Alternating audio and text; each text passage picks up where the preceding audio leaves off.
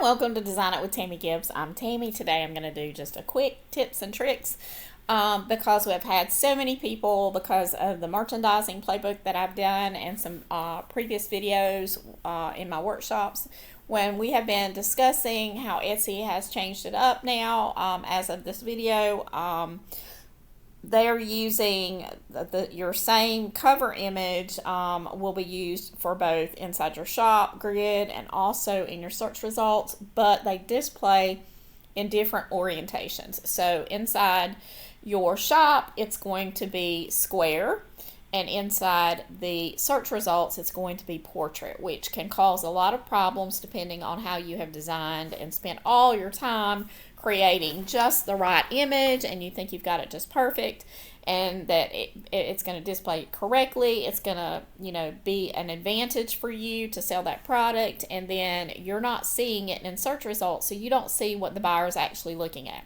So today what I'm going to do is show you how I sort of tackled that issue and how I was able to, with my images, convert to a different way. I'm going to have to go back through just like everybody else and adapt my images for most of my inventory. My new things I've started applying it to, and when I'm sort of caught up with my new inventory, then I'll go back and start applying it to previous listings. That way sort of my workflow is better. But anyway, I wanted to pop on and I wanted to give you an opportunity to see what I did and how I combated it. So this is going to be a relatively short video, but I did want you to benefit from this information because it definitely could be impacting you, and your merchandise may not be showing and displaying the way that you would want it. So first off, let's go in and just take a look at this is a search screen, and this is one of my recent products that I just, it's a Clipart design kit, and so I just uploaded it this week, and so it is displaying really well. I do a test now when I'm uploading a product. I'll go ahead and upload it, but within the first few minutes I can go in and I can make adjustments to it if something is off. But so far I've worked through it with a few listings, and now I pretty much have a template set up, so I know what my guides are that I have set up for Etsy inside of Canva, so that I know when I'm working on an Etsy product, I have to design within a safe zone, and that maximizes how much information I can get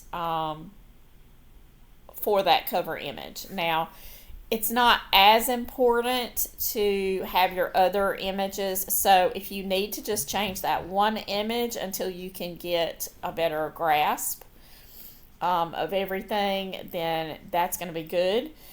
Just change that first image because that's the one most people are going to see, that and the video, and so you're going to want to adjust those images, and you may not have to do all of them. I suggest that you go in, and I'm going to show you how to search. Let's go back to my store, and I'll just show you how I search to find out how mine display. And like I said, once I get my title in there, once I have published the listing, immediately I've been double checking to make sure that inside the search results I can see how it's going to display in that portrait format, okay? Because all of mine were designed in square, so except for the last few. So anyway, so we're going to go down here, and we're going to go to the bunny one here, and I'm just going to show you. Okay, so it's displaying really well here, but we've got to make sure that it displays also in search results. So how do we find that? How do we test it? You're going to go to your title, you're going to copy it, and then you're going to go up to the search bar on Etsy, and you're going to paste it in, and most of the time it's going to come up close to the top, and you're going to be able to see your image. So you see my particular little watercolor style bunny garden cottagecore clip art design kit is displaying properly, And I'm very, very satisfied with that and the way it's displaying both in the search results, and also if we go back to the store, we see that in the search grid here, both of these images are displaying properly as well. You do get a little bit of a border on the edges, but that's way better than people are already in your store. So when they get there, it's more important to make sure they click to go to your store, and so you've got to win them in the search results. So if you click through to the actual listing, you'll see that it displays very nicely that all of my images are now displayed properly, and you can see how that's working. Okay, so now that we've done that, let's go into Canva, and I'm just going to give you my dimensions that I set up that so far are working for me. It may be that you have to tweak them a little bit, you know, to see if you can get a little bit more on one side or the other, but this is tested by several images, and so far it's working for me. You just have to be creative on how you use that extra border on the edges. If it's like a lifestyle image, a lot of times it doesn't matter if that part gets cut off, so you could be safe.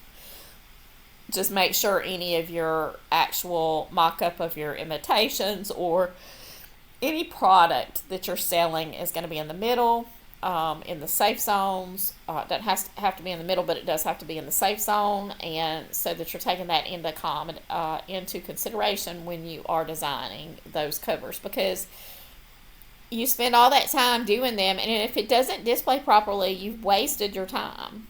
I mean, you designed it to look good, and you don't, just because it's going to display, and that's a control that you have no, we can't control how Etsy decides to do it. All we can do is adapt so that we are still putting our best face forward, and we are making the best first impression with our potential clients. So we're going to go into Canva now, and so what we're going to do is, I already have one, and you'll see that I'm using the guides.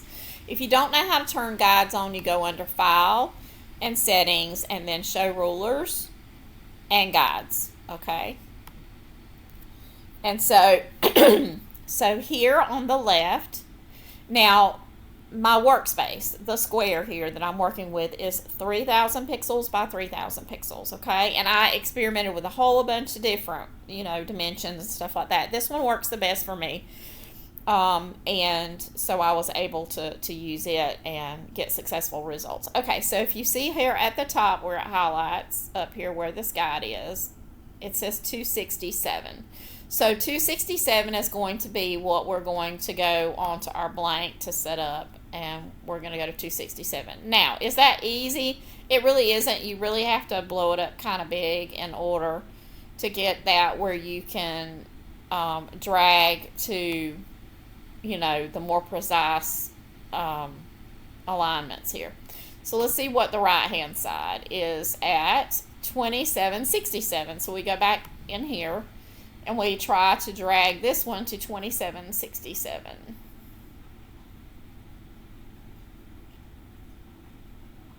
There we go. We're almost there. 2767. Okay, so we've got 2767 set up now. If we highlight up 2767 here and 267 on this side. Don't ask me why, but anyway, that's it's working for me. So I'm not trying to center it up or do anything like that. I'm just keeping it within these margins. Okay, so if we go here, we're going to see over to the side now, that's 80. That shows 80. So we're going to go here. We're going to drag from the top, and we have to go back up here. And we're going to drag this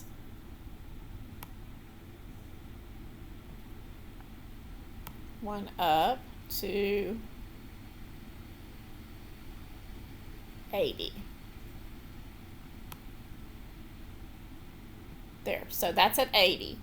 So I'm going to go back to mine, and that one is at 2965. So our bottom is going to be We're going to drag this one down, 29.65. 29.65.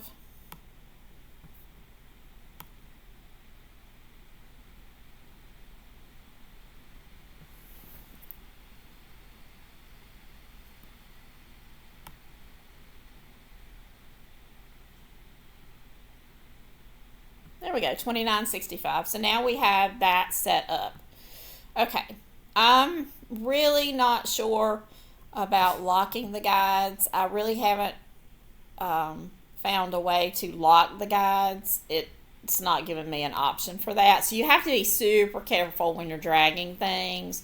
So be sure and jot down your the dimensions so that you've got it set up. Now what I would do then is go over here, and, well, up here we can put Etsy cover with safe zone guides.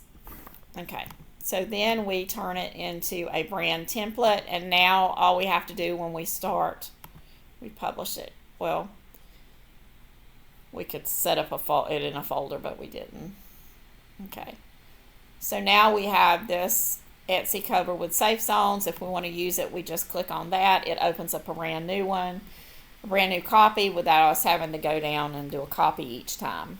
But this will move, so if if you're moving stuff around, you're not wanting to do that. So, but this is our safe zone in here, and so far the items that I have created so far, you saw how they turned out in the guides. You can tinker with it. As you see in this example, I've gone pretty close to the edges here, but if you if you go and look at the way it looks here, we'll just go and see. You have plenty of room on the grid for the store, but if you go here, and then let's copy this and paste it into the search bar so we can see what it looks like. This one has been working for me without having to think too hard about it and individualize. If you see, this really is fairly close on the edges here, so I just really don't feel like I have any room to go back in and redo that. So but just so you can see. So let's look, and you can see that this one has some cropped, those are cropped, all of part of the princesses are cropped. So when you're looking at everything, the majority of the listings right now, people just do not know that this is an issue, and so they are not fixing it because they don't see what their images look like. So if you imagine that it stands out when everything in yours is focused and it's designed where it all fits inside that very well, then that's going to give you a teeny tiny little advantage until everyone works through it, or Etsy changes everything back and they let you designate one for search and one for the other. If they were to do that, then, but hey, you could be sold a lot of products before that they make those adjustments. So the big important thing is how you can most immediately, like today, give yourself a little better odds of catching someone's eye in search and getting clicked on. So obviously, your SEO is important, but if somebody lands on that page, your product has to pull its weight. So it's not a one size fits all. It's kind of a joint effort. Each thing has a job to do. And inside your search, your cover image is your marketing piece. It is your store window until somebody opens the door to your store. So they've got to walk by that front window before and decide they want to step inside and click on it before you're going to sell anything. So it's really important to make sure that you are displaying correctly. So anyway, I hope that you have enjoyed this. I have a lot of great new playbooks out. I'm not going to go through all of them right now. The merchandising one is awesome.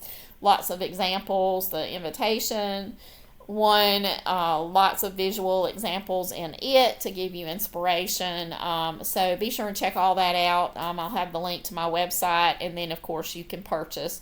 I don't do any processing on my own. It's either going to take you to Etsy or Gumroad, whichever one that you want to purchase. And I do have current discounts. I have launch specials on a few of those.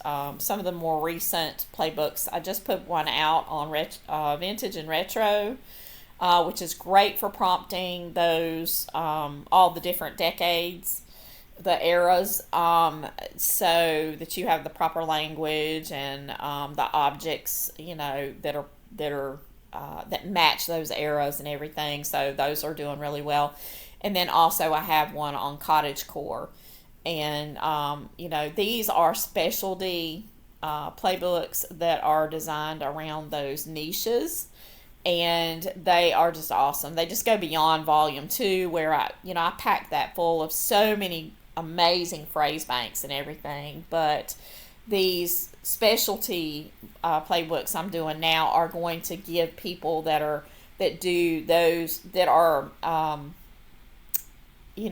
doing those particular niche themes just everything they can think of. It's going to go so much deeper. It's such an expanded thing, instead of only having 3 or 4 pages of content, which is great. You can definitely build tons of things from those 3 or 4 pages inside volume 2. But I have been getting a lot of requests to do these more specialized ones, and so I did decide to do that. So anyway, check it all out in my description. Be sure to like the video, leave me a comment, let me know what you think about all this and if this was helpful to you. And then also be sure and share the videos, share the channel. You can get all my links in the description for my newsletter, for my website, for Artistly. My link for Artistly, if you want to sign up for that, my affiliate links and stuff are in there. So have a great day and happy creating. Until next time.